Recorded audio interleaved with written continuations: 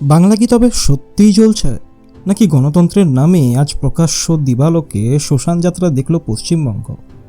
নমস্কার, আপনারা দেখছেন নিউজ এক্সপ্লোরার বাংলা। গতকাল আপনারা যা দেখেছেন তাকে ভোট বলবেন নাকি ক্ষমতার নগ্ন আস্ফালন? প্রথম দফার ভোট শেষ হতেই রক্তের দাগ এখন বাংলার মাটিতে। গতকাল দিনভর যা তাণ্ডব চলল তাতে একটা প্রশ্নই ঘুরপাক খাচ্ছে: মানুষ কি ভোট দিয়েছে, নাকি তৃণমূলের গুন্ডা বাহিনী সাধারণ মানুষের ভোটের অধিকারটাকেই ছিনিয়ে নিয়ে গেল? আসানসোল থেকে কুমারগঞ্জ, দমকল থেকে ডায়মন্ড হারবার, সর্বত্র এক ছবি। বিজেপি প্রার্থীর গাড়ি ভেঙে চুরমার করা হলো, প্রার্থীকে রক্তাক্ত করা হলো।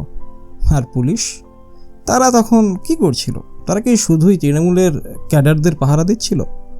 আজকের ভিডিওতে আমি আপনাদের সেই হাড়হিম করা সত্যগুলো দেখাবো, যা বড় বড় মিডিয়া আপনাদেরকে দেখাতে পারে না বা চেপে যেতে চাইছে। তৃণমূলের খেলা হবে, স্লোগানটা যে আসলে রক্তের খেলা হবে, সেটা গতকাল হাড়ে মজ্জায় টের পেয়েছে বাংলার মানুষ। শুরুটা করা যাক আসানসোল দক্ষিণ দিয়ে। এখানে বিজেপি প্রার্থী অগ্নিমিত্রা পালের ওপর যে আক্রমণ হলো, সেটা কি কোনো সুস্থ মস্তিষ্কের মানুষ করতে পারে? একজন মহিলা প্রার্থী, তার ওপর আবার একজন জনপ্রতিনিধি, তাকে ঘিরে ধরে ইট বৃষ্টি। গাড়ির কাঁচগুলোর যখন চুরমার হয়ে ঝরে পড়ছিল, তখন সেই কাঁচের টুকরাগুলোর সাথে যেন গণতন্ত্রের শেষ চিহ্নটাও ধুলোয় মিশে যাচ্ছিল। তৃণমূল বলছে এটা নাকি জনগণের ক্ষোভ। সত্যি কি তাই? নাকি জনগণের ছদ্মবেশে থাকা ওই বাইক বাহিনীর গুন্ডারা, যাদের কাজই হলো ভয় দেখানো? ভাবুন একবার, প্রথম দফার ভোটে যদি একজন হেভিওয়েট প্রার্থীর ওপর এই তাণ্ডব চলতে পারে, তাহলে সাধারণ ভোটারদের অবস্থা কী হয়েছিল? তৃণমূলের ক্যাডাররা পাড়ায় পাড়ায় ঘুরে ধমক দিয়ে গেছে, ভোট দিতে যাবি না, গেলে ফেরত আসবি না। এই কি আপনাদের উন্নয়ন? এটাই কি আপনাদের সোনার বাংলা? এবার নজর দিন কুমারগঞ্জের দিকে। শুভেন্দু সরকার বিজেপির এই প্রার্থীকে যেভাবে মারা হয়েছে, তা দেখে যে কেউ চমকে উঠবে। তৃণমূলের বাহিনী তাকে শুধু আটকেই রাখেনি, রীতিমতো পিটিয়ে হাসপাতালে পাঠিয়েছে। একজন প্রার্থীকে যদি মেরে হাসপাতাল পর্যন্ত পৌঁছে দেওয়া হয়, তবে আপনাদের বুঝতে বাকি নেই যে সেই বুথে সাধারণ মানুষের ভোট দেওয়ার ক্ষমতা কতটা ছিল। তৃণমূলের দাদারা বলছে বিজেপি নাটক করছে। আরে মশাই, রক্ত কি লাল জল দিয়ে বের করা যায়? গাড়ি ভাঙার পর নিজেরা নিজেদের মাথা ফাটিয়ে নাটক করবে? সাধারণ মানুষ কি এতটাই বোকা? নিউজ এক্সপ্লোরার বাংলার ক্যামেরায় ধরা পড়েছে সেই সব দৃশ্য, যেখানে দেখা যাচ্ছে তারা বাইকের পেছনে লাঠি নিয়ে ঘুরছিল। তাদের মুখে ছিল সবুজ আবির আর হাতে ছিল লোহার রড। মুর্শিদাবাদের দমকলের কথা তো বলাই বাহুল্য। ওটা কি ভোটের বুথ ছিল নাকি রণক্ষেত্র? দফায় দফায় বোমাবাজি আর ভোটারদের লাইনে দাঁড়িয়ে থাকা মানুষদের চোখে মুখে আতঙ্ক। তৃণমূলের অভিযোগ বিজেপি নাকি বাইরে থেকে লোক এনেছে, কিন্তু ক্যামেরা যখন ঘুরছে তখন দেখা যাচ্ছে ভোটার কার্ড ছাড়াই বুথে ঢুকে বসে আছে তৃণমূলের চেলারা। প্রিসাইডিং অফিসার মুখ নিচু করে বসে আছেন, কারণ তার প্রাণপণের ভয় আছে।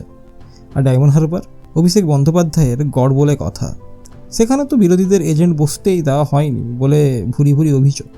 যারা বুক চিতিয়ে বসতে গিয়েছিল তাদের ঘাড় ধাক্কা দিয়ে বের করে দেওয়া হয়েছে। কমিশন বলছে শান্তিপূর্ণ ভোট হয়েছে, কিন্তু বাংলার আনাচে কানাচে কান পাতলে শোনা যাচ্ছে আর্তনাদ। 92% ওপর ভোট পড়েছে বলে মনে হচ্ছে, কিন্তু প্রশ্ন হলো, এই ভোটের কত শতাংশ মানুষ সত্যিই নিজের হাতে ছাপ দিয়েছেন, নাকি ইভিএমের ওপর তৃণমূলের ক্যাডারদের আঙুল আগে থেকেই সেট করা হয়েছিল? সবচেয়ে বড় ট্র্যাজেডি হলো আমাদের পুলিশ প্রশাসন। গতকাল বিভিন্ন বুথের সামনে পুলিশের যে ভূমিকা দেখা গেছে, তাতে মনে হচ্ছিল তারা সিভিক ভলান্টিয়ারের চেয়েও খারাপ কাজ করছে। তৃণমূলের গুন্ডারা যখন ইট মারছে, পুলিশ তখন ছাতা মাথায় দিয়ে দাঁড়িয়ে দেখছে, যেন সিনেমা চলছে। একজন পুলিশ অধিকারিককেও কি দেখা গেছে সাহসের সাথে এগিয়ে এসে গুন্ডাদের কলার ধরতে? না, দেখা যায়নি, কারণ তাদের মাইনে তো এখন তৃণমূলের পার্টি অফিস থেকে ঠিক হয়, এমনটাই মানুষের ধারণা তৈরি হয়েছে। নির্বাচন কমিশন বড় বড় কথা বলেছিল, সেন্ট্রাল ফোর্স বা কেন্দ্রীয় বাহিনী আসবে, মানুষ নির্ভয়ে ভোট দেবে, কিন্তু কেন্দ্রীয় বাহিনীকে অনেক জায়গায় দামি করে বসিয়ে রাখা হয়েছিল। আসল দখলটা ছিল তৃণমূলের বাইক বাহিনীর হাতে। তারা বুথের 100 মিটারের ভেতরে ঢুকিয়েও কীভাবে দাদাগিরি করলো, তার জবাব কে দেবে? এবার একটা অঙ্কের হিসেব মেলানো যাক। কমিশন বলছে রেকর্ড 92% ওপর ভোট পড়েছে। শুনতে খুব ভালো লাগছে না? মনে হচ্ছে যেন বাংলার মানুষ গণতন্ত্রের উৎসবে মেতে উঠেছিল। কিন্তু মুদ্রার উল্টো পিঠটা কি দেখেছেন? যে বুথগুলোতে তৃণমূলের একছত্র আধিপত্য, সেখানেই কেন ভোটের হার এত বেশি? গতকাল দুপুরের পর থেকে অনেক এলাকা থেকেই খবর আসছিল যে ভোটাররা লাইনে দাঁড়িয়ে আছেন, অথচ শুনছেন তাদের ভোট দেওয়া হয়ে গেছে। এই কি আপনারা উন্নয়ন বলছেন? এই 92% ভোটের সিংহভাগই কি তবে তৃণমূলে সেই ভুতুড়ে ভোটারদের দান, যারা দিনের আলোয় মানুষের চোখে ধুলা দিয়ে ছাপ্পা মেরে ইভিএম ভর্তি করেছে? নিউজ এক্সপ্লোরার বাংলার কাছে খবর আছে উত্তরবঙ্গের বেশ কিছু বুথে বিকেলের পর বিরোধী এজেন্টদেরই চা খাওয়ার নাম করে বের করে দিয়ে দেদার ছাপ্পা চালানো হয়েছে। আপনারা ভাবছেন আপনারা জিতেছেন, কিন্তু আসলে আপনারা হারছেন মানুষের বিশ্বাস থেকে। কাল সারাদিন আমি যে দৃশ্যগুলো দেখেছি তা কোনো সুস্থ মানুষ ভুলতে পারবে না। এক বৃদ্ধ ভোটারকে দেখলাম বুথের বাইরে দাঁড়িয়ে কাঁদছেন। তার অপরাধ, তিনি নাকি বিজেপিকে ভোট দিতে চেয়েছিলেন। তৃণমূলের ক্যাডাররা তাকে ধাক্কা মেরে বের করে দিয়ে বলছে, বুড়িমা তোমার ভোট দেওয়া হয়ে গেছে, এবার বাড়ি গিয়ে মুড়ি খাও। ধিক্কার জানায় এই রাজনীতিকে। একজন মানুষের মৌলিক অধিকার যারা কেড়ে নেয় তারা আবার কোন মুখে মাওহাটি মানুষের দোহাই দেয়? বাংলার মায়েরা কি এই জন্যই আপনাদের ক্ষমতায় বসিয়েছিল, যাতে তাদের সন্তানদের রক্ত রাস্তায় ঝরবে আর আপনাদের গুন্ডারা সেই রক্তের উপর দাঁড়িয়ে বিজয় উৎসব করবে? মানুষ কিন্তু সব দেখেছে। কালকের এই তাণ্ডব কিন্তু আগামী দফাগুলোর জন্য একটা বড় সংকেত। তৃণমূল যত বেশি ভয় দেখাচ্ছে ততই পরিষ্কার হয়ে যাচ্ছে যে তাদের পায়ের তলা থেকে মাটি সরে গেছে। হার নিশ্চিত জেনেই কি তবে এই মরণ কামড়? তৃণমূল ভাবছে কালকের মতো তাণ্ডব করে তারা পার পেয়ে যাবে, কিন্তু মনে রাখবেন, প্রথম দফাতেই যদি এতটা জনরস তৈরি হয় তবে বাকি দফাগুলোতে কি হবে? বিরোধী শিবির কিন্তু হাত গুটিয়ে বসে নেই। গতকালকের প্রতিটা হিংসার ভিডিও ফুটেজ এবং প্রমাণ নিয়ে তারা দিল্লি দরবারে পৌঁছানোর প্রস্তুতি নিচ্ছে।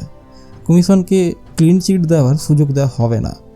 আপনারা কি ভাবছেন পুলিশ আপনাদের বাঁচিয়ে নেবে? সরকার চিরকাল থাকে না, আর সরকারি অধিকারিকদেরও দিন গুনতে শুরু করা উচিত। গতকাল যারা ডিউটি ফাঁকি দিয়ে তৃণমূলের দালালি করেছেন তাদের তালিকা তৈরি হচ্ছে, এমনটাই শোনা যাচ্ছে বিরোধী অলিন্দে।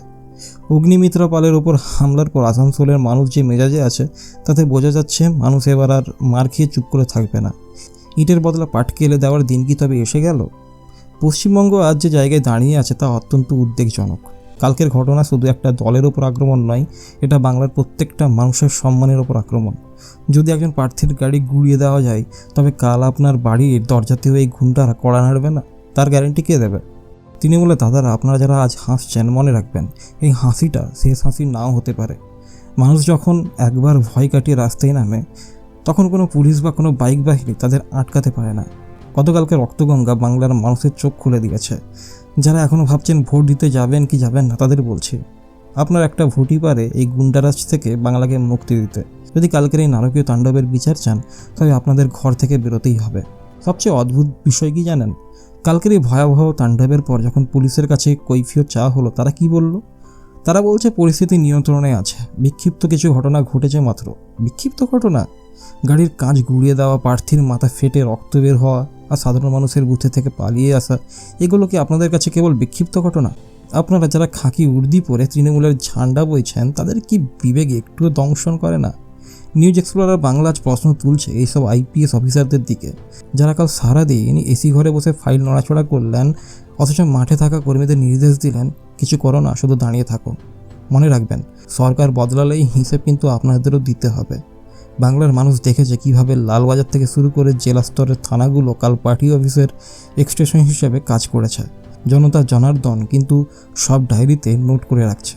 এই যে অগ্নিমিত্রা পাল বা শুভেন্দু সরকারের ওপর আক্রমণ হলো, এটা কি কোনো সাধারণ কর্মীর কাজ? না, এটা একটা সুপরিকল্পিত মাস্টার প্ল্যান।